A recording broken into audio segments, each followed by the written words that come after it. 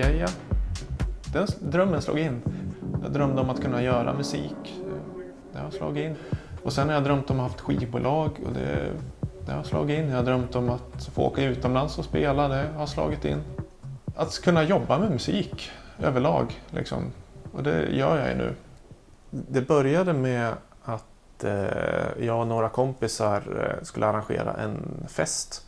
Och några av oss var DJs och några var bara allmänt musikintresserade. Men vi var väl gemensamt och lyssnade på någon typ av elektronisk musik. Drum and bass, det var big beat, techno och housemusik.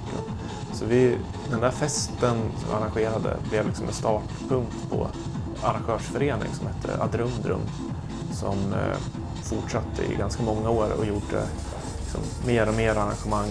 Alltså, då kallar man det väl rejfester i princip. Men det var fester med DJs som spelade techno, det var house, drum and bass, allt möjligt. Från tidig kväll till tidiga morgnar. Och sånt som var väldigt underground nytt runt millennieskiftet är idag ganska etablerat. Men att det kommer liksom hela tiden nya uttryckssätt. Och det gäller liksom att hänga med och se till att man stödjer det nya. Alltså både inom musik, men alla delar av konstvärlden.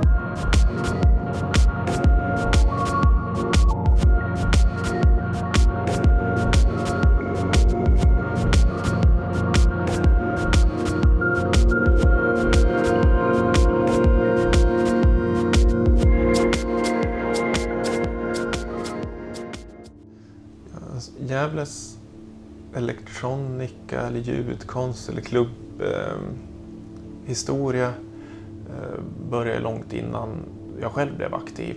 Bland annat så arrangerades DJ-galan på Gävle konserthus. Sean Atkins och Richard Houghton med flera och där jag spelade. Så det var en liksom inspirationskälla för mig.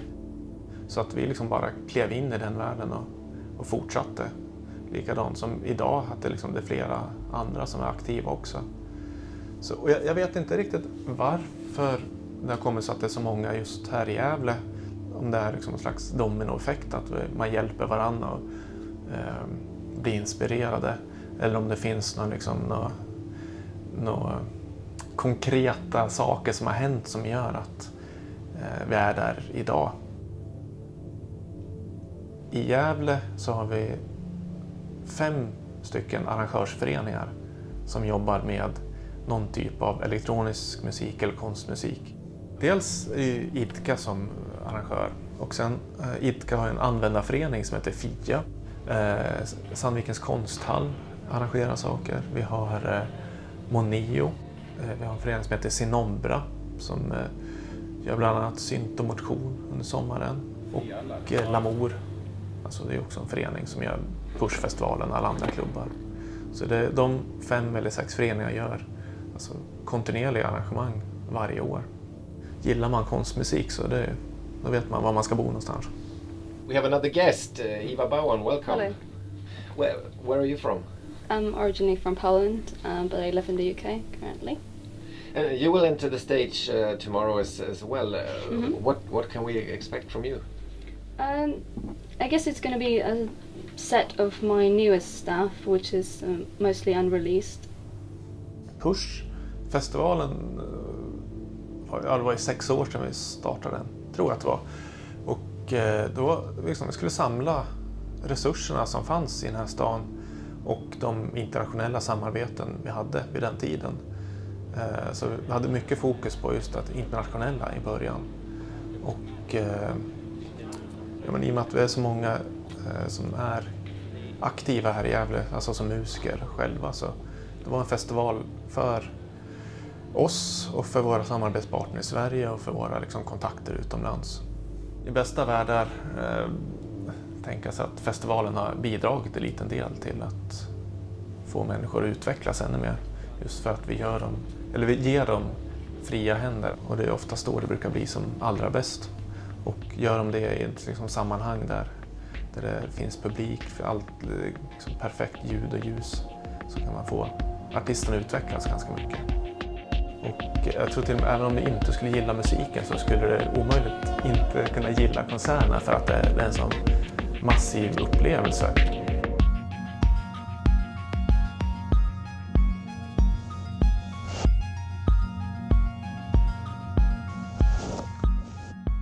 I grew up in a place. I grew up my teenage years in Denver, Colorado, and there's such a great underground DIY scene there, where people just kind of inhabit warehouses and are having shows every single night, and it's packed, and you really feel like, oh, I'm alive, and there's a whole community here, and no one's getting paid, everyone's broke, and everyone just wants to push boundaries of music and of art and of what is socially acceptable and do it together, and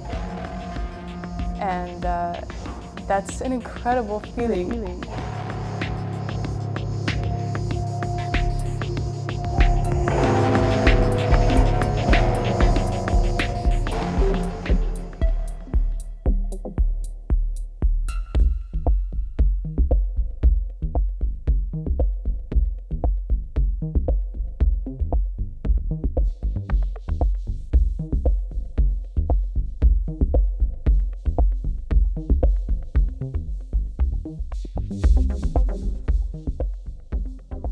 The venue is absolutely beautiful, probably one of my favorites that I ever played in. You know, the acoustics, the lighting, it just looks really impressive, and it's just a pure pleasure to play in such a suitable environment. And I mean, meeting those other artists it's amazing. It's like a musical exchange between UK and Sweden, so absolutely lovely.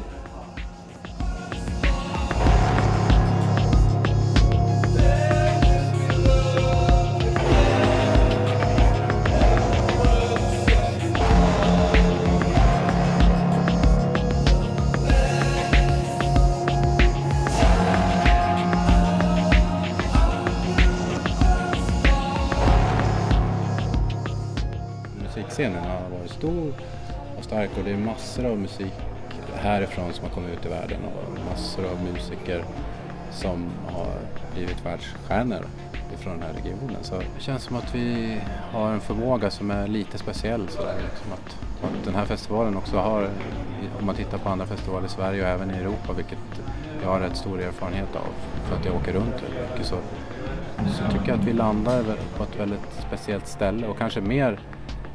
Vårt problem är väl kanske att vi nästan är lite för vår tid på något sätt, kan jag tro. Att det här kommer att bli vanligare, det sätt som vi jobbar på.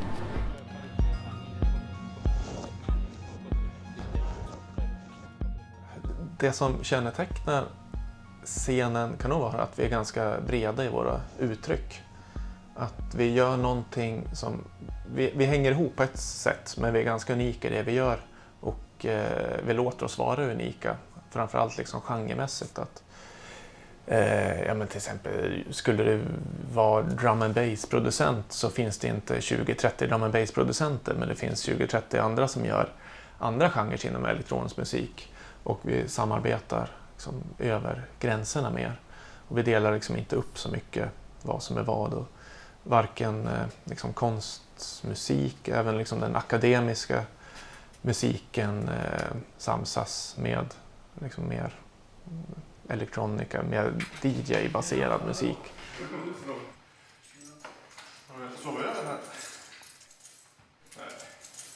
Att hitta musik som är proddad jävligt är lika lätt eller lika svårt som att hitta någon musik som är gjort någon annanstans.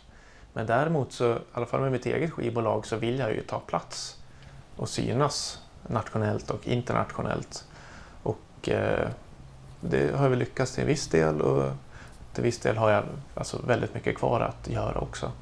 Men alltså, så fort musiken syns i olika sammanhang så blir jag jätteglad. Och, som, jag vet en spansk sida som recenserar musik som är liksom elektronika och konstmusik. Efter att han hade liksom recenserat den 4:e eller 5:e skivan, så skrev han liksom att det här måste vara epicentrum av elektronisk musik i Sverige eller Norden. Just Gävle. Liksom det kom skiva efter skiva som var producerad här.